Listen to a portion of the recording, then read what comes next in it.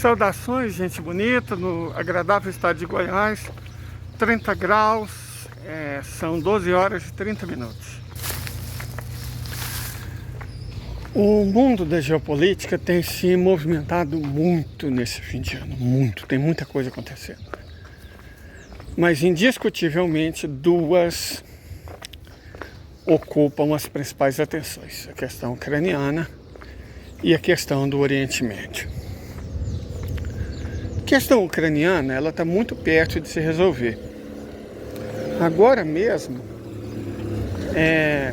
apareceram boatos, evidências de que um avião do governo russo saiu de São Petersburgo na direção de Washington e pousou. Vamos supor que a notícia seja verdadeira, que a fonte seja confiável, que eu vou apresentar aqui para você.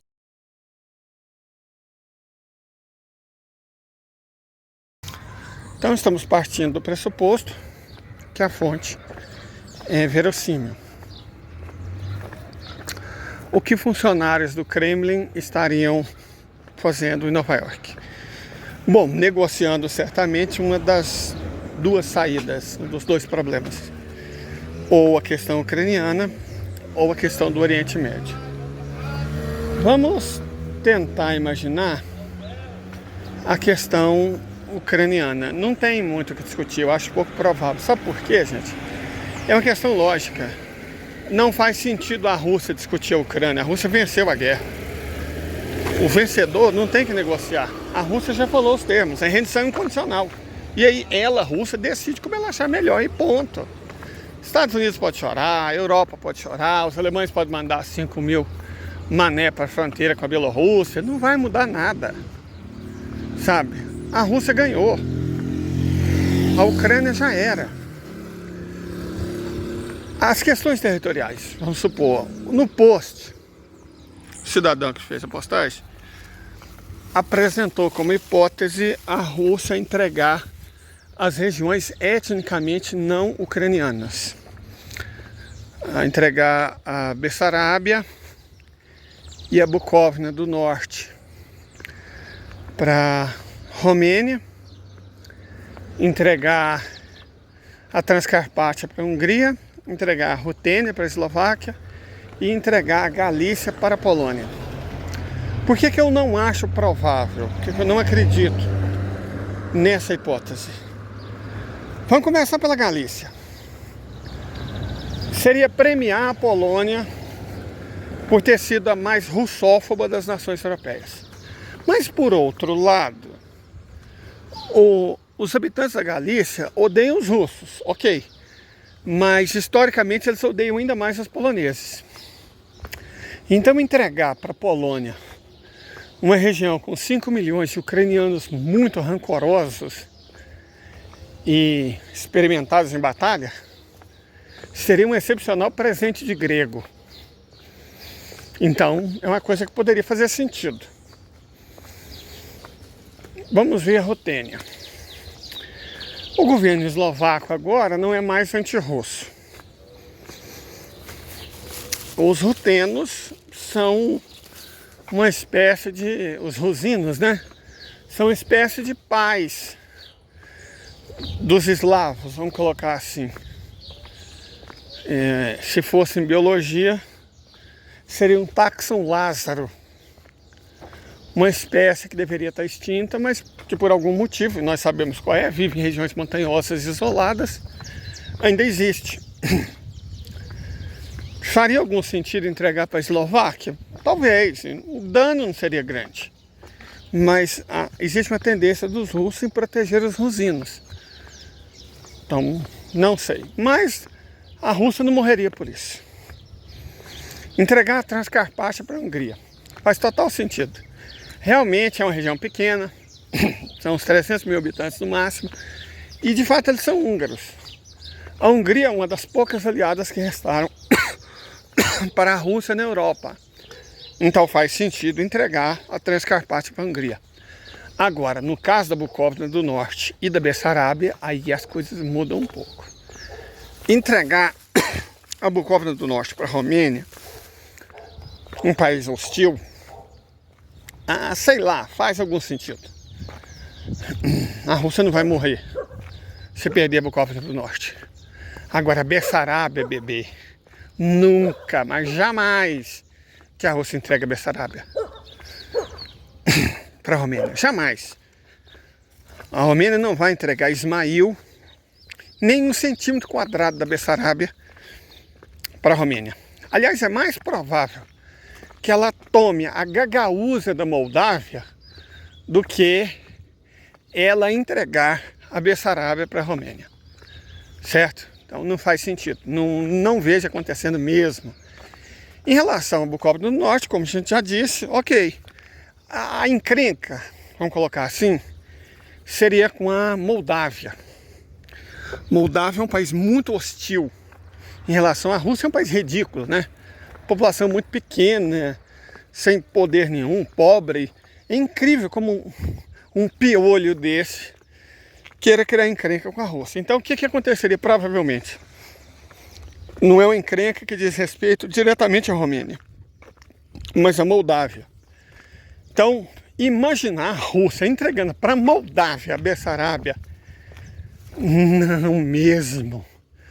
O mais provável é a Rússia tomar da Moldávia a Transnistria e a Gagaúzia.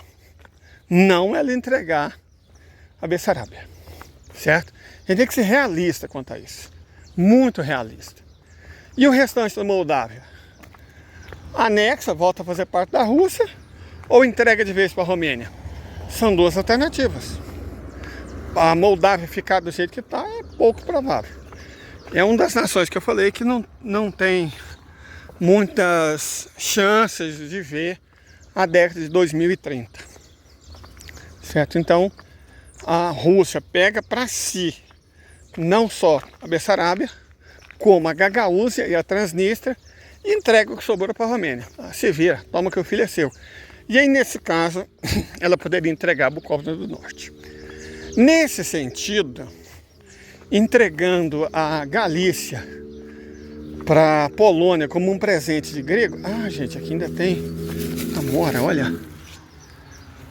Aqui, ó. Nesse pezinho aqui. Ó, tem amora. Mas, gente, entregar a Galícia para a Polônia como uma espécie de presente grego, bom, aí sim, porque criaria para a Polônia dois problemas enormes. E criar dois problemas enormes para a Polônia seria uma coisa muito interessante. Primeiro problema é incorporar na Polônia uns 5, 6 milhões de ucranianos que efetivamente os odeiam. Na Segunda Guerra Mundial, os ucranianos fizeram coisas horríveis contra os poloneses. Já demonstra que esses dois povos não são amigos. Historicamente, não mesmo. Eles não são amigos. Então, se entregar faz sentido? Faz sentido? Faz muito sentido. Né? E outro, que aí eu acho que é o maior problema. Quando terminou a Segunda Guerra Mundial, a Galícia, a Bucóvia do Norte, a Bessarabia, a Transcarpátia, a Rutênia, de fato não fazia parte da República Socialista Soviética da Ucrânia. Mas Stalin tomou mesmo assim.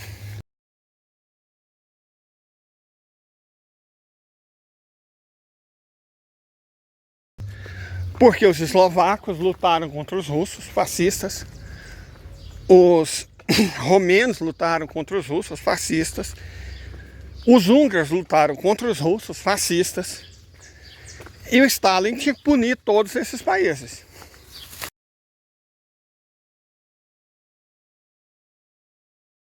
Certo? Stalin tinha que punir todos eles. Então, foi uma punição. Perder território. Igual a Finlândia, que não era fascista, mas lutou contra a União Soviética, também tinha que perder.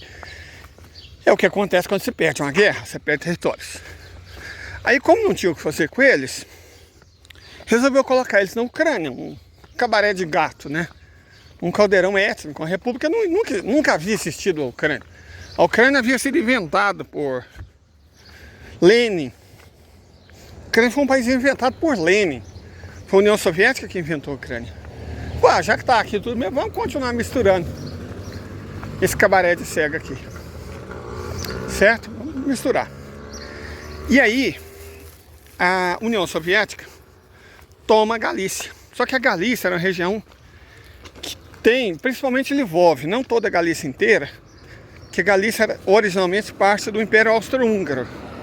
Mas Lvov, em particular, é uma cidade que, historicamente, muitas de suas vezes, muita de sua história faz parte da Polônia, de fato. E o que Stalin fez? Tomou essas terras, que eram polonesas, e para compensar a Polônia, vejam só a história, para compensar a Polônia, entregou a esse país duas regiões que eram alemãs, a Silésia e a Pomerânia Oriental.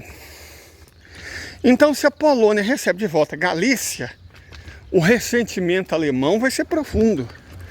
Porque a Polônia pegou dois territórios deles e acabou tomando um de volta. Certo? Então você cria um problema interno para a Polônia, que é a presença de 5, 6 milhões de ucranianos, que eu odeio, e um problema externo com a Polônia, que é o ressentimento alemão em relação à Silésia e à Pomerânia Oriental. Certo? A Prússia Oriental, particularmente. Então seria um problema. São dois grandes problemas para a Polônia. Eu não vejo razões pelas quais a Rússia se esquivaria disso. Inclusive essa análise nem é minha. É de um membro do nosso canal. Muito interessante. Eu honestamente não tinha parado para pensar sobre essa ótica. Certo? Mas ela faz total sentido. Faz total sentido. Faz muito sentido. Então, poderia acontecer de fato. E o restante da Ucrânia? Bom, o restante da Ucrânia aí seria a Rússia. Quer dizer que não existiria mais a Ucrânia. E realmente não faz sentido. Para que existia uma Ucrânia? Nunca existiu uma Ucrânia. Todo o restante seria russo. Ou no limite. E aí, fazendo concessão demais, eu não vejo por que a Rússia aceitaria. Porque ela está vencendo. O outro lado não tem a menor chance. Não tem que fazer concessão demais. Mas vamos supor que descesse o espírito natalino no tio Vladimir. Certo? Sei lá, desce o espírito natalino e fala, não, vamos fazer o seguinte. Então, especificamente, a Malorrússia, né, a gente deixa ser um estado ucraniano, que são as terras a oeste do Dnieper e ao norte dos territórios litorâneos do Mar Negro. Um país sem saída para o mar. E provavelmente aí os russos, para compensar isso, ficariam com Kiev, que historicamente é uma cidade russa. Você entrega o que sobrar, um restolho, para criar um estado altamente disfuncional, que seria o que restasse da Ucrânia, que direcionaria seu ódio não contra a Rússia, mas contra a Polônia. Então, nesse sentido, se o Putin tiver amanhecido de muito bom humor, talvez. Embora, de um modo geral, eu não sei se acho isso provável. Porque, como eu disse, a Rússia está ganhando. E quem está ganhando não tem muitas razões para oferecer concessão. Eu estou ganhando, eu estou por cima da carne seca. O outro lado está se estropiando. Para que eu vou fazer concessão? Hã? Qual que é o sentido disso? Talvez criar problemas para a Polônia? Tem que ver até que ponto isso vale a pena. Ou quantas jogadas de xadrez à frente os russos estão enxergando. Por exemplo, a Alemanha está ameaçando conflito com a Bielorrússia, ou seja, com a Rússia. E aí a Rússia, se a Alemanha vier para cima, a Rússia vai esmagar a Alemanha. E a Rússia esmagando a Alemanha vai deixar de existir. Vai dividir o país em pelo menos 3.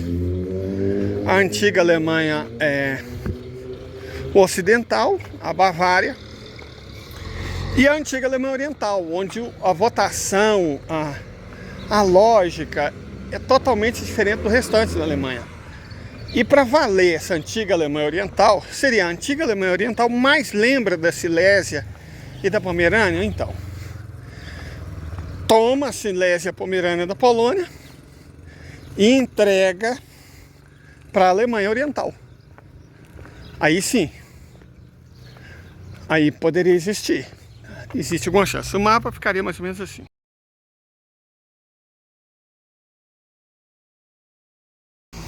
Ok. Mas imaginando que 2 aviões com funcionários russos estejam realmente em Nova York ou Washington, honestamente, eu não sei se a Ucrânia é um assunto que merece tanto, porque o destino da Ucrânia já está selado, certo? O destino da Ucrânia já está selado. O que realmente preocupa os americanos agora é o Oriente Médio, porque aí são 3 encrencas enormes, aí sim, essas sim, muito grandes que os Estados Unidos têm diante de si. Antes vamos começar com o fato da realidade. O Estado de Israel não é um problema russo, essencialmente. O Estado de Israel é um problema chinês. O que significa que o Negueb não existe a menor chance do Negueb. Pode até haver uma solução de 2 estados. E existe ainda essa chance. Mas não com o Negueb pertencendo a Israel. Essa chance não existe. Repito, Israel é um problema chinês, não é um problema russo. Para a Rússia tanto faz. Ela tem uma saída para o Oceano Índico, que é o Irã. Ela não precisa de mais nada.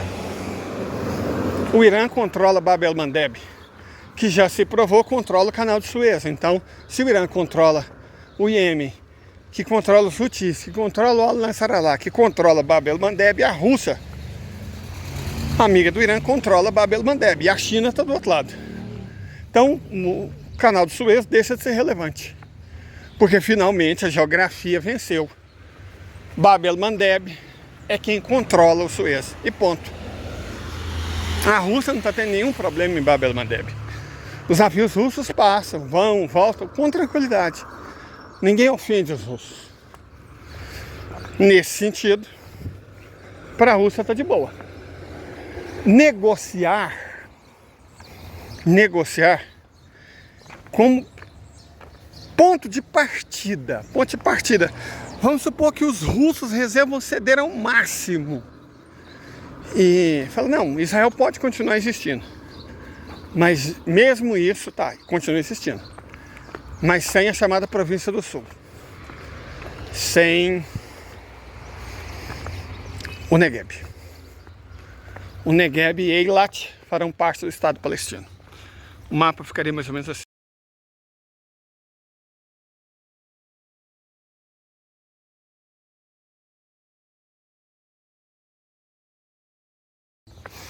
Ok, isso é menos que isso.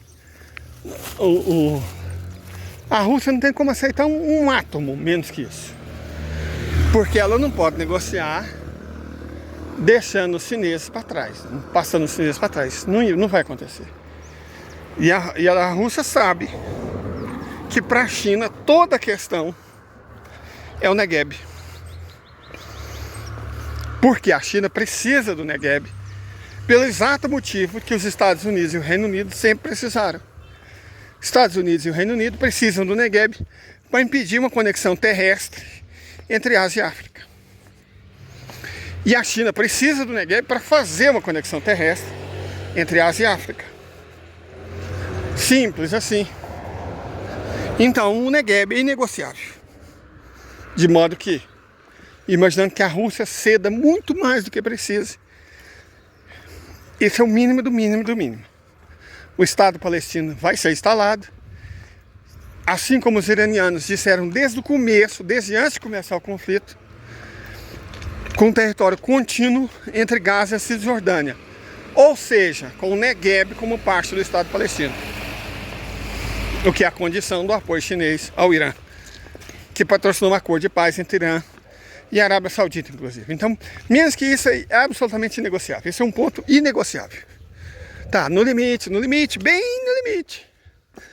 O Estado de Israel continua existindo, mas sem o Negev. Essa é a menor chance do Negev fazer parte de Israel. Ok. Segundo ponto.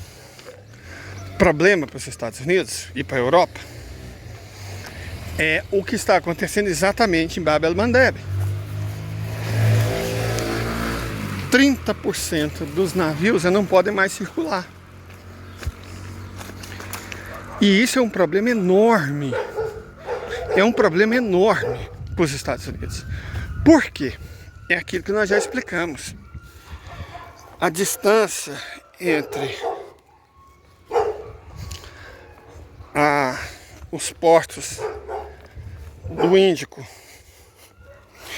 e os portos da Europa Ocidental e do próprio Estado de Israel aumentaria em 6.000 quilômetros.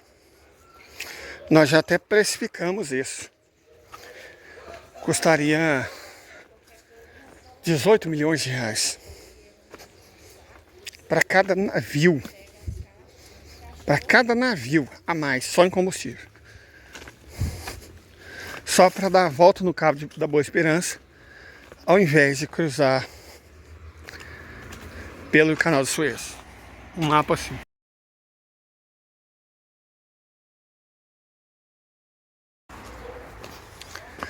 E os Estados Unidos, perdão, os Estados Unidos não podem se dar esse luxo. Nem tanto por causa de Israel, ou por causa da Europa Ocidental. Por causa deles mesmos. Como assim? Os Estados Unidos precisam desesperadamente, que a taxa de juros caia. Para a economia crescer um pouco e a dívida diminuir o ritmo de crescimento.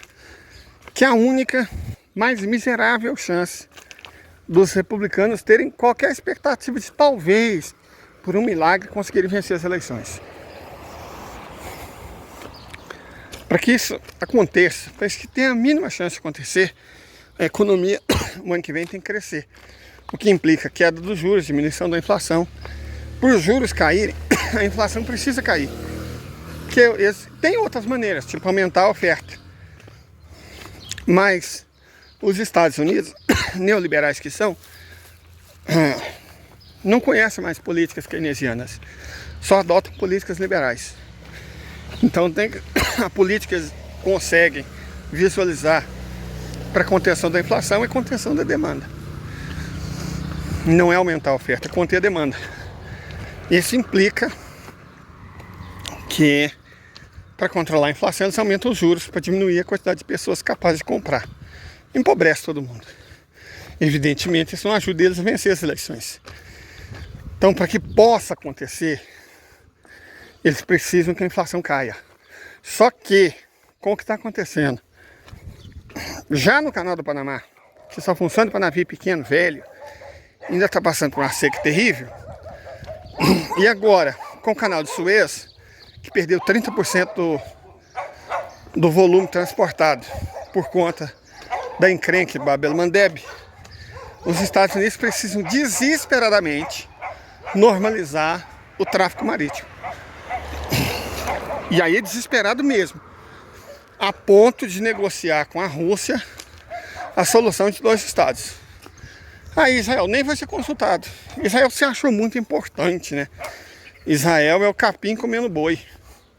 Só que na hora que o lobo aperta, o boi pisa. Então uma discussão como essa não envolve Israel, envolve o destino de Israel, mas nenhum israelense presente. Igual que eles fizeram com a Tchecoslováquia, por causa da Segunda Guerra Mundial. Ou mesmo com o tratado germano-soviético, discutido entre Molotov e o outro lá. Certo? Então, assim como o tratado germano-soviético não chamou a Polônia, e assim como a discussão entre os aliados e a Alemanha nazi não chamou a Tchecoslováquia, esse acordo para determinar o futuro de Israel simplesmente não consulta Israel. Israel vai descobrir da pior maneira que não é tão importante quanto acha que é. Simples assim. Esse aí é o mínimo do mínimo que a Rússia seria capaz de aceitar. Não, dito isso, acaba com o controle israelense sobre o Negueb, estabelece o Estado palestino e aí a navegação volta. E esses são os termos dos iranianos. E os termos dos iranianos são inegociáveis. E esses termos não são negociáveis. A partir disso, alguma coisa é negociável. E esses termos, não. Então, se não são negociáveis, não é negociável. Os Estados Unidos estão muito acostumados a impor as próprias condições, teriam pela primeira vez que aceitar outros impor nas condições deles. É isso ou nada. E essa seria a situação. Perfeito? Ou, ponto 3. Mais uma vez, a questão relativa ao Oriente Médio. A Ucrânia não é só a primeira mesmo. O problema é o seguinte. O Al-Nasrallah, e portanto os Houthis, e portanto os Iemenitas, e portanto os iranianos, fecharem Bab el-Mandeb, não é um ato per si, é um aviso. Um aviso do tipo, cara, foi muito fácil fechar isso aqui. Mais fácil ainda é fechar o Estreito de Hormuz.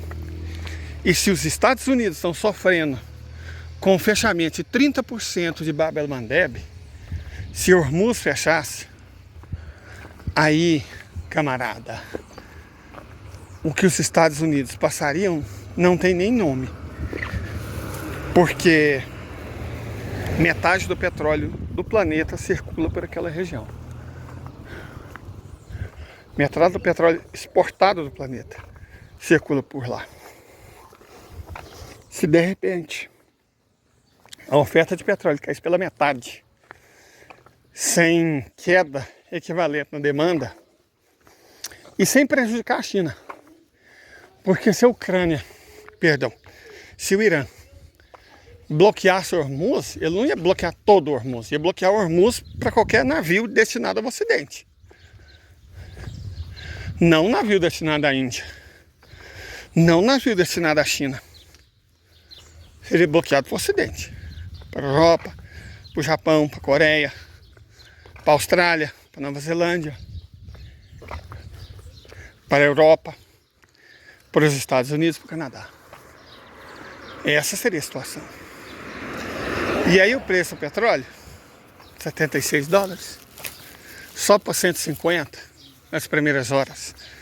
Vendo que é sério, para 300. E aí o que resta da economia mundial vai para o buraco. A inflação vai para a estratosfera. Os Estados Unidos ficam sem mercadoria. Os países proíbem a venda de petróleo em dólar. E aí os Estados Unidos deixam de existir. Porque os Estados Unidos não são um país. Lá não tem cidadão. As pessoas que moram nos Estados Unidos são de 3 classes. Consumidores, pagadores de impostos, contribuintes, ou párias sociais. Lá não tem social, não tem cidadão. Ninguém faz referência a cidadão americano. Então, seria muito ruim para eles, nesse aspecto. Isto posto, qual seria a alternativa real? Bom, os russos chegam nos americanos e falam, cara, continua empetelhando, enchendo o saco, que vai ser assim. Vocês acabam. Vocês vão fazer o quê? Vocês vão ameaçar o Irã? Sério? Vocês não têm míssil hipersônico? O Irã tem. Nós temos. Ah, Israel tem umas bombinhas? O Paquistão também tem. E nós temos muito disso. Então, nesse caso, nessa terceira hipótese, os Estados Unidos receberam os russos para implorar. Misericórdia.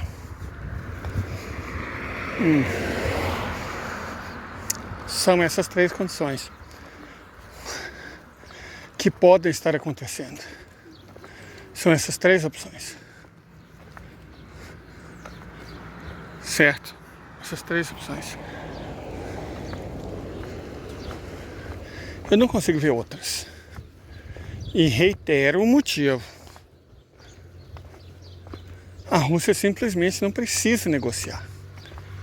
Esquece hoje no trambolho militar. Esquece o fessor rock.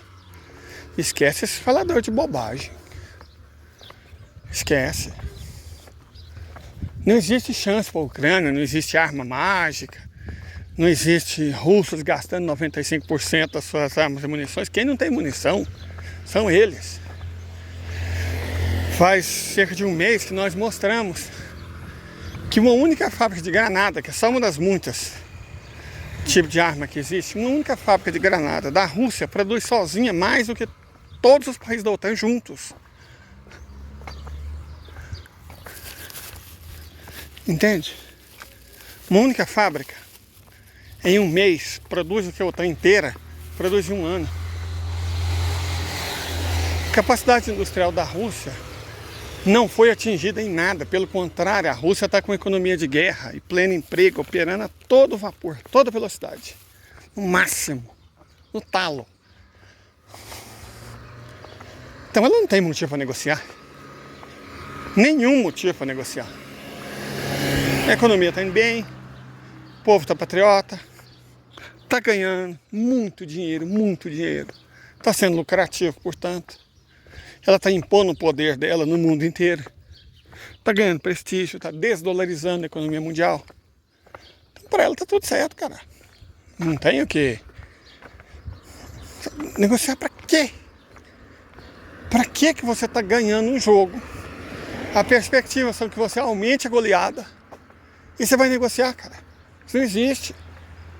Isso é torcida. É torcida, não tem nada a ver com a realidade. Isso é torcida. Sem nenhum vínculo com a realidade. Essas são as opções possíveis. Imaginando que essa notícia seja verossímil.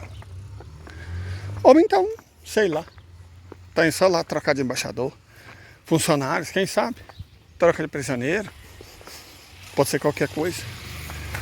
Mas se não for qualquer coisa, é uma dessas coisas. Simples assim. Nenhuma delas que minimamente prejudique ou coloque em questão a posição superior da Rússia. Gente, quando Deus fala que se você quer borboleta, plante flores, é sobre isso. Tenha uma ótima tarde.